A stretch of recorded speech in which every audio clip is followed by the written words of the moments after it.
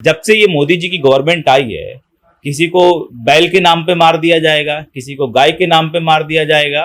संघ अपनी विचारधारा यहाँ पे लागू करना चाहता है। हिंदू राष्ट्र क्यों बनेगा? अगर कोई एक डेमोक्रेटिक कंट्री, उसको हिंदू राष्ट्र बनाने की बात क्यों की जा रही है? विधायक जी से ये कह दीजिए कि हिंदुस्तान उनके बाप का नहीं है। हिंदुस्तान की आजादी में हमारे बुजुर्गों की खून और ये इस मट्टी में हमारे खून मिले हुए हैं। माइनॉरिटीज का जो हाल अफगानिस्तान और तालिबान के शासन काल में होता है, वही हाल ये लोग माइनॉरिटीज के साथ, दलित्स के साथ, महिलाओं के साथ। महिलाओं को आजादी देने की बात तालिबान भी पहले नहीं कर रहा था। महिलाओं को आजादी देने की बात आरएसएस भी नहीं करता है। आरएसएस में भी महिलाओं को आजादी की बात नहीं होती है। तो तालिबान और आरएसएस मेरे ख्याल में बहुत एक जैसा सोच है, एक जैसा विचारधारा है। और मैं हमसे 1000 बार बोलवाइएगा, मैं 1000 बार बोलूंगा, गोडसे हत्यारा है, गोडसे मुर्दाबाद। गोडसे की मूर्तियां किसने बनाई?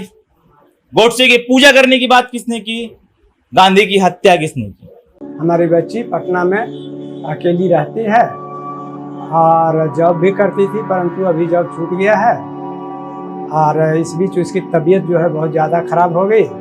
हनुमान ऐप के माध्यम से उसे जानकारी मिली और हमारे आने तक, यानी कि ऑपरेशन तक सारा देख रेख हनुमान ऐप के थ्रू हुआ। धन्यवाद हनुमान। बीजेपी के एक विधायक है हरिभूषण ठाकुर उर्फ बचोल जी, उन्होंने कहा कि वो दिन दूर नहीं जब भारत भी अफगानिस्तान बन जाएगा।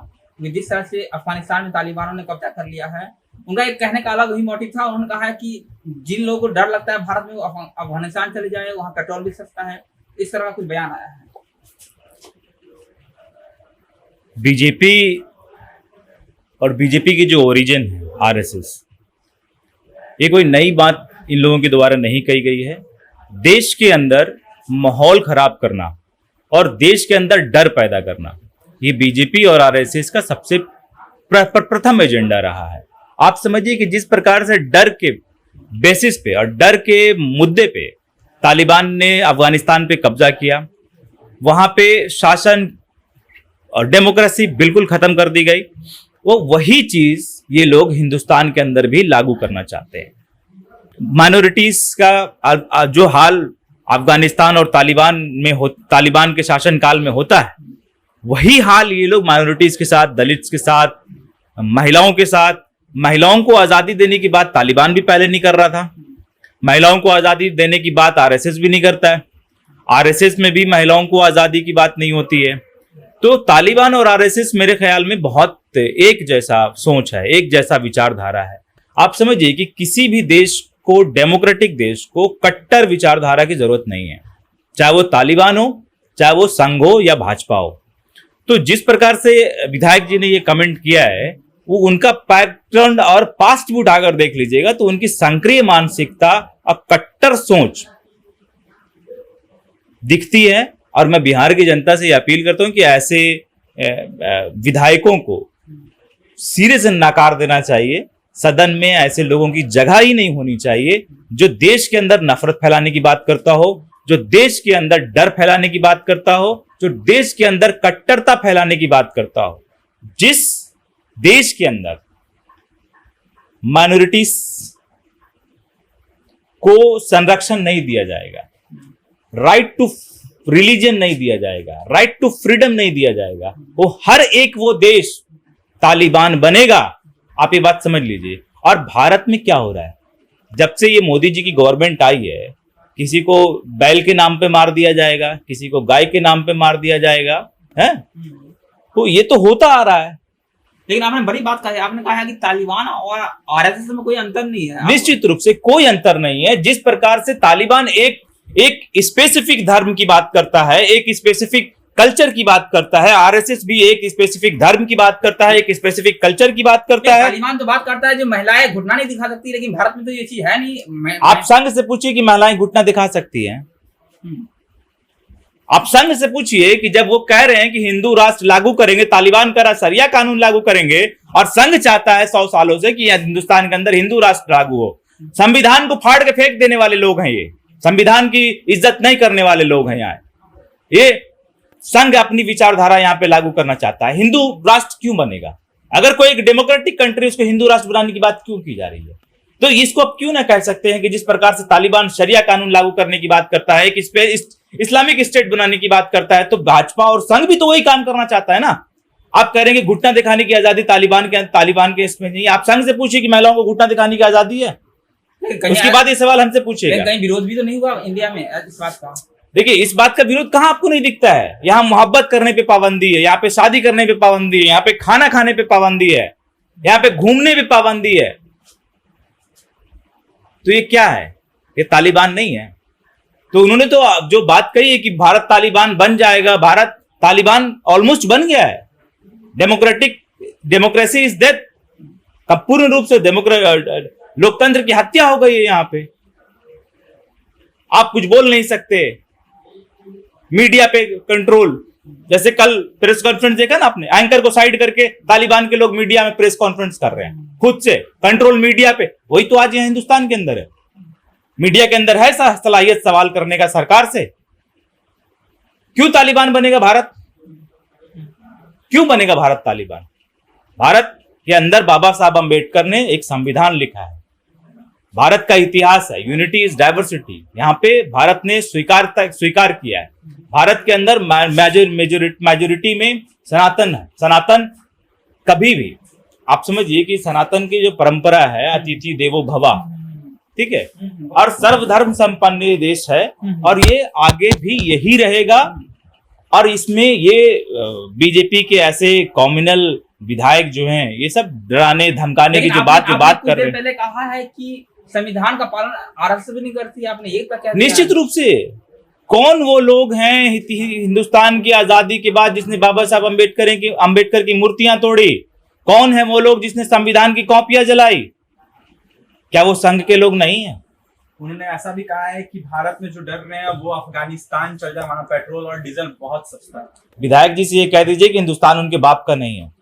हिंदुस्तान की आजादी में हमारे बुजुर्गों की खून और ये इस मट्टी में हमारे खून मिले हुए हैं, ठीक है, और ये हिंदुस्तान किसी के बाप का नहीं है। और ये वो लोग कह रहे हैं ना जिसने तिरंगा को 51 सालों तक अपने कार्यालय में नहीं स्वीकारा। आज भी तिरंगा से जिनको परहेज है, जहां पे भी आप देखिएगा कि जहां पे भी संघ की हुकूमत है, जहां पे भी भाजपा की हुकूमत है, वहां पे तिरंगा से ऊपर भगवा लहराया जाता है। ये कौन सा देश है? आप मजबूरी में तिरंगा को सलाम करते हैं, आप दिल से नहीं करते हैं।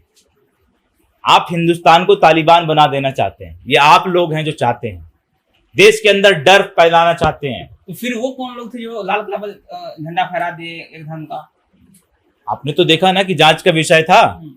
जिस सिंधु नामक व्यक्ति ने झंडा फहराया, वो तो भाजपा के सांसद और फिल्म अभिनेता सनी देओल के करीबी लोग थे।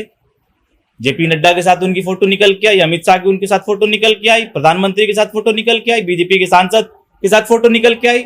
उनके निजी सलाहकार थे, उनके घर में उठना बैठना था। कौन लोग थे? तो एक्सपोज हो गए।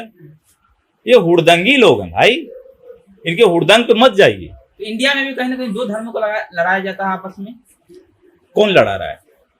सवाल तो वही है, कौन लड़ा रहा है? मैंने कहा ना कि जिस देश का संविधान ये कह रहा है कि यहाँ पे राइट टू रिलीजन है, इट्स अ फंडामेंटल राइट की राइट टू रिलीजन है। जब राइट टू रिलीजन है, आपका फंडामेंटल राइट है, तो संविधान का विरोध कौन करता है? संविधान बदलने की बात कौन करता है? संविधान को नहीं मानने की बात कौन करता है? संविधान की कॉपियां जलाने का काम कौन करता है? संविधान निर्माता बाबा साहब अम्बेडकर की मूर्तियां तोड़ने का काम कौन करता है? सीए का विरोध तो लेकिन वो लोग करते हैं, सीए का विरोध करने वाले भी तो दूसरे धर्म के लोग हैं। देखिए, सीए का विरोध हो रहा है या नहीं क्यों हो रहा है? जब इस देश के नागरिक हैं हम, तो फिर हमको डरना क्या है? देखिए, आप नागरिक हैं, आपसे सर्टिफिकेट कौन मांगेगा? आप नागरिक हैं तो आप सर्टिफिकेट क्यों दे रहे हैं? और एक सर्टिफिकेट और पेपर के नाम पे लोगों को प्रताड़ित नहीं किया जा रहा है। ये योजना नहीं बनाया गया। आप समझिए ना कि किसी धर्म के आधार पे किसी को कैसे व्यक्तिगत राइट मिल सकता है, किसी को कम किसी को ज्यादा। जब संविधान ये बात को कहता है कि एवरी सिटीजन इज इक्वल, हर एक नागरिक भारत का, चाहे वो किसी भी धर्म का हो, बराबर है। चाहे वो अगड़ा हो, पिछड़ा हो, एक्वर्ड है, बैकवर्ड है, फॉरवर्ड है, इसकी लड़ाई खत्म कर दी संविधान में। तो फिर इस बात के आधार पे कैसे कि मुसलमानों को अधिकार नहीं मिलेगा, मुसलमानों को नागरिकता नहीं दी जाएगी, मुसलमानों से ही पेपर मांगा जाएगा, ये कैसे हो सकता है? विरोध तो इस बात का है ना। सीए का क्रोनोलॉजी अब समझिए ना कि सिर्फ मुसलमानों को ही पेपर देने की बात क्यों कही गई? आप सबसे पेपर मांगिए, जिसके पास नहीं उसको बाहर कीजिए, मगर सिर्फ मुसलमान पेपर देगा, ये कहाँ का नियम है? ये कौन सी लॉजिक है? लेकिन अगर आरएसएस एक तालिबान की सोच रखता है तो फिर महात्मा गांधी को पूजा लेकिन आरएसएस लोग करते हैं, गोडसे का पूजा तो उन्होंने कभी किया ही नहीं। क्या बात कर रहे हैं आप सर? आप क्या बात कर रहे हैं सर? ये तो बिल्कुल नई बात कर रहे हैं। खुलेआम आरएसएस वाले गोडसे की पूजा करते हैं। आप जिस विधायक जी के कमेंट पे हमसे प्रतिक्रिया ले रहे हैं उनसे बोल दीजिए कि गोडसे मुर्दाबाद, अगर वो बोल दे मैं राजनीति छोड़ दूंगा। और मैं हमसे 1000 बार बोलवाइएगा, मैं 1000 बार बोलूंगा गोडसे हत्यारा है, गोडसे मुर्दाबाद। बीजेपी वाले तो यही बोलते हैं, कहाँ वो लोग बोलते हैं? गोडसे की मूर्तियां किसने बनाई? गोडसे की पूजा करने की बात किसने की? गांधी की हत्या किसने की? लेकिन गांधी की हत्या जिसने देखिए, इस देश के अंदर क्योंकि ये खुल के नहीं कर सकते, इसलिए इनका दोहरा चरित्र है। मैंने आपको बोला ना कि ये तिरंगा को सलाम दिल से नहीं मजबूरी में कर रहे हैं। ये संविधान को फॉलो दिल से नहीं मजबूरी में करते हैं। इनका एक अलग दस्तूर बनाने का सोच है, एक अलग संविधान बनाने की सोच है, एक अलग देश बनाने की सोच है। कैसा देश जिसमें कोई दूसरा धर्म ना हो। वो लोग कहाँ जाएंगे? तालिबान बनाने की सोच है इनकी। जिस प्रकार से तालिबान कहता है दूसरा कोई धर्म नहीं होगा, पाकिस्तान कहता है दूसरा कोई धर्म नहीं होगा, ये वही बनाना चाहते। आप समझिए एक बात कि कोई भी दुनिया का देश जो आज तरक्की कर गया और जो तरक्की के कदम बढ़ा चुका है, उसके अंदर राइट टू रिलीजियन होना ही होगा, राइट टू फ्रीडम होना ही चाहिए। आप संक्रिय मानसिकता रखकर नहीं आगे बढ़ सकते। और ये छोटे सोच वाले लोग और पुरानी सोच वाले लोग हैं। इनसे कभी पूछ लीजिए कि सर्वधर्म की बात करेंगे या हिंदू राष्ट्र की बात करेंगे।